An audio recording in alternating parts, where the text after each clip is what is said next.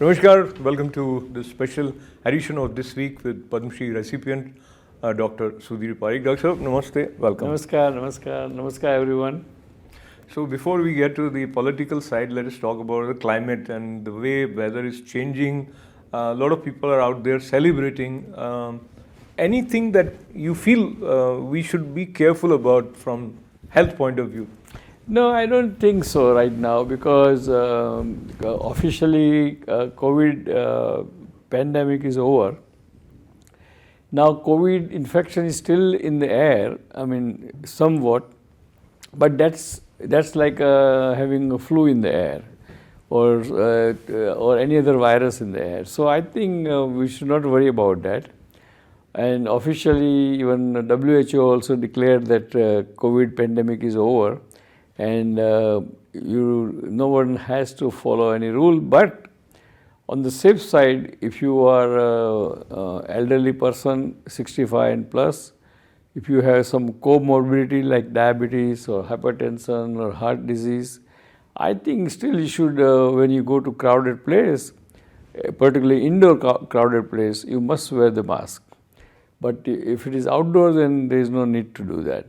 And of course, the good part of this whole pandemic is that everyone learn how to be clean and hygienic.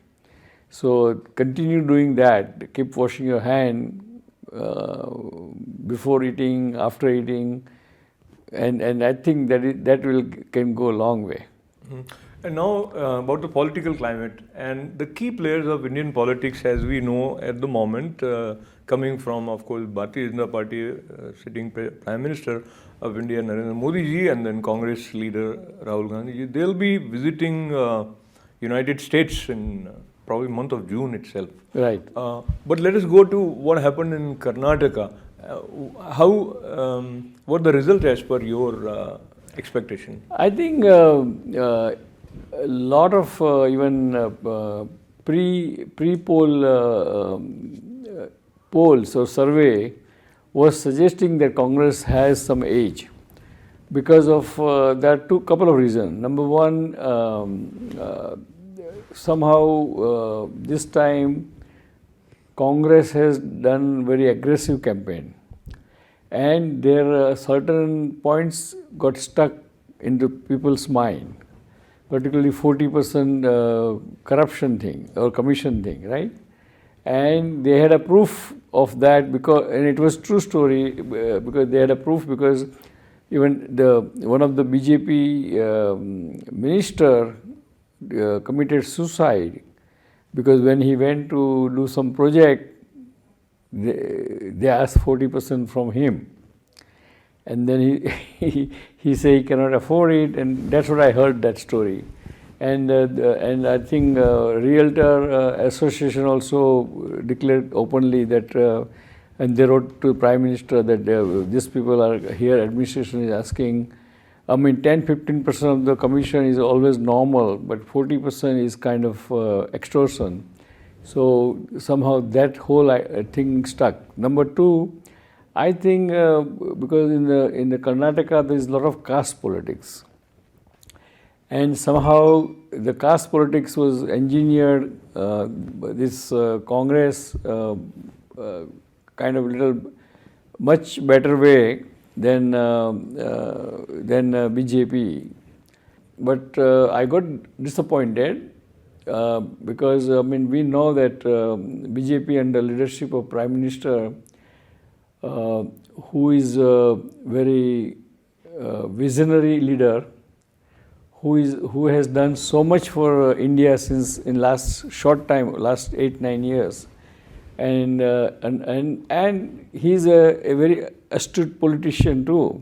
He and Amit Shah. So I was thinking that probably they will pull through all these allegations, so-called allegations, and all other things, but somehow it didn't happen, and the defeat or winning of the Congress or defeat of the BJP was very decisive, very decisive. I mean, 65 only. Yeah, it means half of the 137. So that's called kind of real defeat. It's not like 5-10 seats here and there. And I think the lesson to be learned is that democracy is alive. For either side, democracy is alive. I mean, in general, I'm talking about, and all the leaders of all the party should understand that they have to serve the people. They cannot serve themselves. Politics should not be, or authority should not be kind of a profession to make living or make big money. Either way, this applies to all the parties, and the caste equation is there. And what I heard in the analysis that more poor people voted for Congress than BJP. That shows that still the poor people are getting poorer, in spite of all the help from the government. They are not satisfied, looks like, right? And more women voted for Congress. That shows that there are some domestic issues bother them. So, and plus, of course, the ticket distribution, try to get the new people, 30-35% of the candidates were brand new, young generation. All those thing was done to create the new BJP in Karnataka. And I think that it was successful in Gujarat, but it was not successful in. So going by what you very honestly and what should I say, with objective analysis also, you said you wanted Prime Minister Modi's party to come back. Of course. Yeah. And that reason is because, as you also mentioned, that he is visionary, and also he did campaign for 7-8 days in Karnataka. No, more than that actually. More than that? Yeah. Okay. He actually campaigned for 22 days in last 3 months. Mm-hmm. And 7 days consistent, I mean constantly he had a road shows and big rallies. And I think because of that we thought that because of the charisma of the Prime Minister, his visionary visionary rule of the in last 8 years, and whatever he has done for the country, I thought that probably people will turn around and.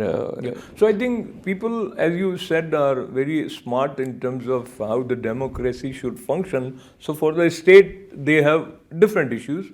For nation, probably they still may have favorable disposition towards Prime Minister Narendra Modi. Oh yeah, definitely. It was visible through the rallies and the kind of huge turnout. But let us go back to what was offered to voters by Congress. And there were a lot of freebies. That includes, you mentioned about women, so they have promised that they'll give 2,000 rupees per women householder, and for those who are unemployed also, they'll get 1,500, or if you are not or diploma holder will get more, things like that. So there are a lot of freebies, but now look at how it is likely to play out economically for the state. This will be a huge amount in order to fulfill all the promises which Congress has made. But as we all know that all these promises, half of them are not fulfilled, will not be fulfilled, right? Because, as you say, because of the burden on the economy of the state and everything. So let's see, time will tell. But I think bottom line is, I personally got disappointed. My family got disappointed. But on the other side of the story, that democracy prevailed. It means there is a vibrant democracy in India. So people who are blaming Prime Minister's administration anti-democratic, they are also wrong. They are also wrong, yeah. And that is what... This time they didn't even complain that EVM didn't function properly. EVM is not working, or people are manipulating. All those things is out. Yeah. So that's a what do you call blessing in disguise kind of thing. Right. So looking at the way voters casted their vote, and there were several things which were being considered, and the vote bank politics again came into play, and JDS lost substantial percentage of its voters to Congress. and that somewhere is being connected with Congress having mentioned that they'll ban Bajrang Dal or the kind of utterances which came before election.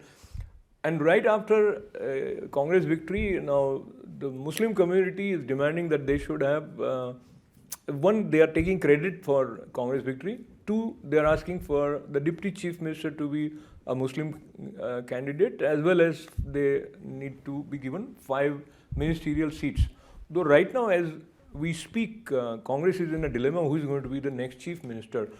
So, two-point question for you. One, this internal politics of the parties is kind of bringing people's personal ambition on the surface the way we probably have never seen. Another, this polarization and BJP and Hindu Muslim and how it is working in Karnataka politics. I think, of course, we'll see who will be Chief Minister. I think most likely Siddharamaiah.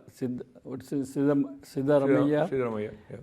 He will be probably, what I heard from the news report, that he will be a Chief Minister because he is more popular among the MLAs, those who got elected. There will be only probably one Deputy Chief Minister, this D.K. Shivkumar, and party president, because he wanted to be Chief Minister, but probably he will not be Chief Minister because majority of what I heard last night, that 90 out of 137 they are kind of supporting Siddaramaiah. Right. So I think, and he's a more experienced administrator, that's what they are saying. And they say that he had 5 years of continuous chief ministership before BJP came in the power last time. So all these things in consideration, probably he will be chief minister, and this C. Kumar will be a deputy chief minister with some very good portfolio like PWD or revenue or something. And then, or they might have some kind of formula internally that first 3 years Siddaramaiah will stay, and then last 2 years Shiv Kumar will be chief minister. But as we saw in Rajasthan, it doesn't happen that way, because they had also a similar understanding, but Ashok Gehlot refused to quit. So that can also happen. So I think that's what happened, and let's see what happens next. But I don't think it will have any much effect on Lok Sabha election, because Lok Sabha election is always on the national issues, and national issue is mainly the defense and protection and of the nationality and all those things. Yep. And of course, the development of the country, economy of the country, all those are the issue in Lok Sabha election works. So I'm sure, even though BJP lost in the election, I'm sure they will win more seats in Lok Sabha than Congress. Wonderful. On that positive note, I would say you find that democracy is thriving in India through this result also, and you are optimistic about India's future overall. So as we conclude, your parting remarks for our viewers. Well, dear friends, now we are entering into the summer. Next month, I think Prime Minister is coming to USA for first official visit.